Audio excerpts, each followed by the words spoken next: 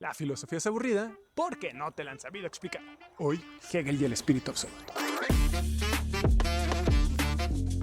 En el espíritu absoluto, el concepto del espíritu, que en su proceso ha resuelto en sí toda realidad, encuentra su realización final. Georg Wilhelm Friedrich Hegel, o Hegel para los amigos, nació en Stuttgart en 1770 y murió en 1831. Fue el filósofo más importante del idealismo alemán, destacando por su teoría sobre el espíritu absoluto. Primero lo primero, ¿qué es el idealismo alemán?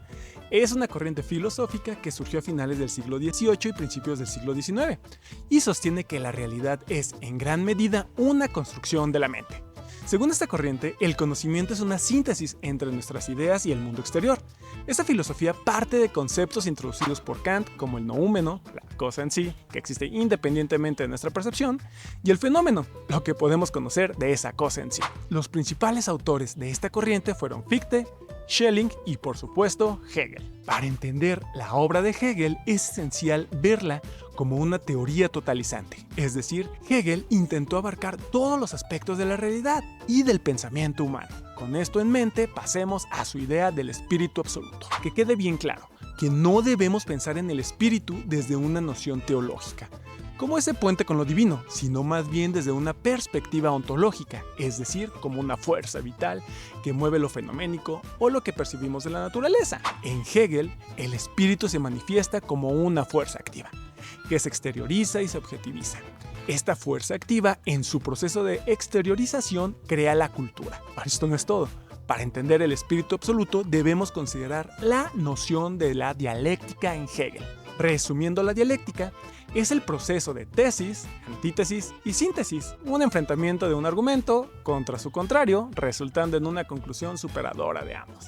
En este marco, el espíritu subjetivo sería la tesis, el espíritu objetivo la antítesis y el espíritu absoluto la síntesis. El proceso dialéctico que conduce al espíritu absoluto pasa por la confrontación del espíritu subjetivo, la experiencia individual y la conciencia personal con el espíritu objetivo, las instituciones sociales, la ética, el derecho. El resultado de este proceso es el espíritu absoluto, donde se unifican y superan sus contradicciones, logrando un entendimiento de sí mismo. Sus manifestaciones culturales son entonces el arte, donde la verdad se expresa de manera sensible, la religión, donde la verdad se revela simbólicamente, y la filosofía, donde la verdad se comprende racionalmente. ¿Qué características tiene el espíritu absoluto? Pues autoconciencia completa, sujeto y objeto son uno y lo mismo, unidad de la razón y la realidad. La realidad es racional y la racionalidad es real, y gracias al espíritu absoluto se logra esta unidad. Reconciliación de contradicciones.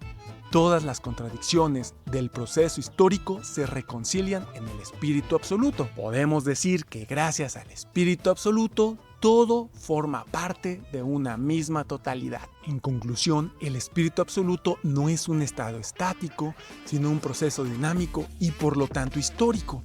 Esta idea se refleja en las sociedades que llegan a entenderse a sí mismas a través de sus expresiones culturales, el arte, sus creencias teológicas, religión y finalmente a través de un análisis crítico y racional de su propia naturaleza, filosofía. Solo a través de esto se logra una autoconciencia plena, es decir, se alcanza el espíritu absoluto, y es por eso que, en el espíritu absoluto, el concepto del espíritu, que en su proceso ha resuelto en sí toda realidad, encuentra su realización final. Y pues bien, si llegas hasta aquí, no dejes de seguirme en todas mis redes sociales. Te las dejo en tus pantallas.